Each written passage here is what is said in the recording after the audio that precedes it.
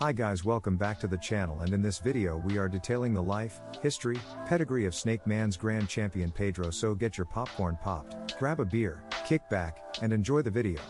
Recently, while in a conversation with the editor and longtime friend, Fat Bill, we got on the subject of Grand Champion Pedro, which is also recognized as a Register of Merit in the Sporting Dog Journal. We decided it was time to set the record straight and clean up anything and everything that revolved around the old Pedro dog. As Bill says, from the womb to the tomb, so here it is. I understand that a few years ago a couple of know-it-alls got together and told the story of Pedro in some extinct magazine. By the way, it was a rag that I did not subscribe to. The problem with this is that they in reality had nothing or very little at most to do with Pedro. I found it quite humorous that these people belittled his efforts, condemned him as a pit dog and stud. Soon as his fame started to surface, these same leeches had to jump on the bandwagon and tell the gossip according to them, steal the thunder so to speak. This same bunch ended up in the cur pile, as Pedro has long since made fools of them. Pedro has gone down in history as a great pit dog and one of the few great stud dogs. And for the characters that wrote their slime, they all have just gone down. One left the country, the others let their bad habits destroy them, and the rest of them had so little impact on the game that I can't recall what happened to them. I will give credit where credit is due, and only to those that deserve it. As far as Pedro was concerned, Grand Champion Pedro was bred by James Crenshaw, whom owned Champion Rascal at the time he was bred to Mr. Dow's Sandy. Of course, we are all familiar with the producing capabilities of Crenshaw's Champion Rascal. Crenshaw's Sandy was a very good producer and appears in the pedigrees of many good ones. Holcomb's Zeus, Mead's Grand Champion Crazy Turfman are a couple that come to mind. Pedro was game tested at an early age for about 45 minutes. He showed signs that he was most likely to be a dead game dog, but he did not show the bite and flash that Crenshaw said he was looking for. He then went on to Emmett A, and he is the gentleman that I bought him from for the meager sum of $600.00. I had called James Crenshaw to verify it was the dog that I wanted. He assured me it was. Pedro went under the name of Wee Willie at the time. Bob Cox had offered him at stud in the Sporting Dog Journal, so when I called and inquired about the dog, I soon found out that his owner was Emmett A. At any rate, Wee Willie had won several matches and also won under the name of Lil Joe. I was told that James Crenshaw tried to buy the little dog back for $1,000.00 after I told him where he was and the price I was going to pay for it. Luckily, Emmett A. is an honest dog man and held up to our deal and did not give in to the higher offer. After receiving Pedro, I was told he may have heartworms. After a trip to the veterinarian, he was diagnosed as negative, and then it was to the pit for a look-see at my newly acquired dog.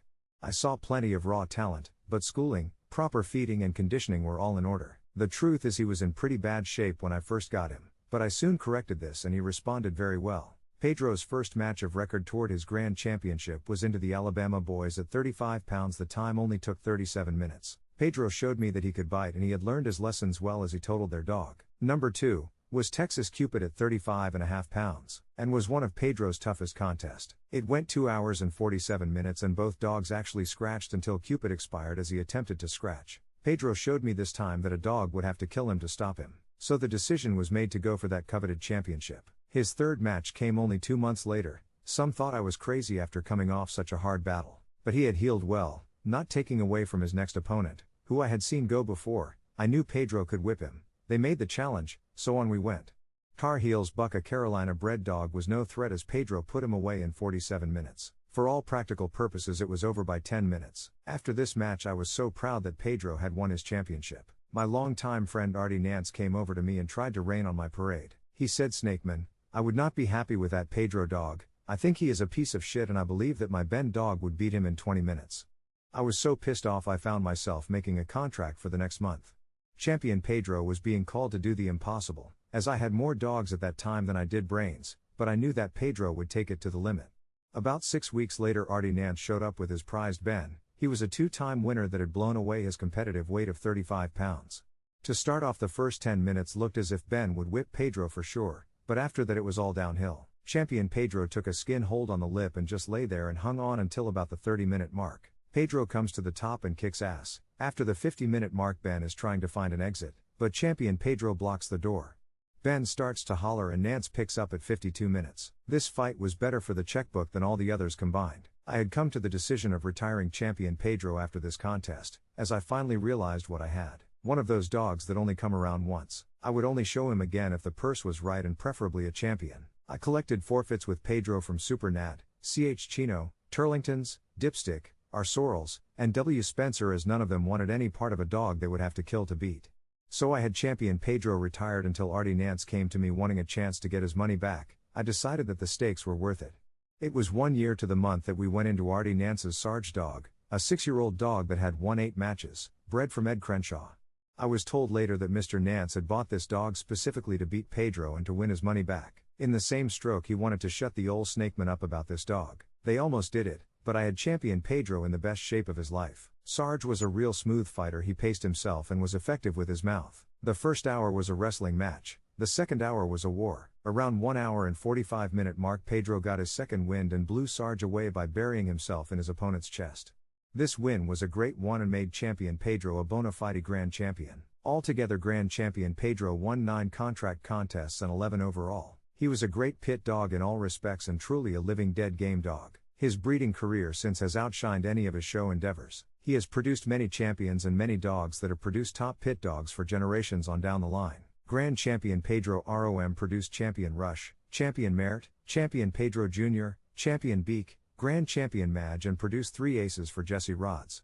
Many good dogs have Grand Champion Pedro up close in their breeding, such as Yogi's Peggy, Hoffman's Champion Bronco, Calendar's Crocus, Dolph's Black Powder, Dolph's Cherry, Dixie Line Connections Runt, Dixie Line Connections Champion Bolero, Hammond's Ralph, Jesse's Bashful, Russian Bill's Tar Baby, Reverend Dax Sishu, Arellano's Midge, Garner and K. Hall's Jammin' Jenny and Crenshaw's Bad Mama along with many more that are just too many to list. I honestly believe that the people that let Grand Champion Pedro pass by them were honored to have known this little dog for a short time. I personally bred Grand Champion Pedro to a lot of good gyps and the rewards were great. I had breeding rights on Grand Champion Pedro until his death. I sold Pedro to M.R. Harris of Hillsborough, North Carolina. After a short stay there he was sold to Thomas Garner. Mr. Garner made several breedings that produced some damn good bulldogs. During the time Tom had Grand Champion Pedro I was living the life of an outlaw up in Tennessee. Tom sold the little fellow to a fellow up in Canada where he died. I stayed in close contact until this fellow got out of the game. Like I said, Crenshaw and Dow deserve to be recognized as Grand Champion Pedro's breeders. The rest was just Pedro and me. I took care of him, conditioned him, and helped to heal him, with little or no help. Pedro did the rest on heart and talent. Between us we made a dynasty, the Pedro dogs. Now his followers are doing likewise, building on a true bulldog. So now when you see his name on a pedigree you will know that a real bulldog is there. Snakeman's Grand Champion Pedro Register of Merit. Will be long remembered when the folks that talked negative about him are dead and gone. Long after those that talked negative about this great dog are dead and gone, fanciers will still recognize the merits of Snakeman's Grand Champion Pedro Register of Merit. This concludes the video. Make sure you guys subscribe, hit the bell icon to receive all new uploads from the channel, like, share, and comment. Thanks for watching.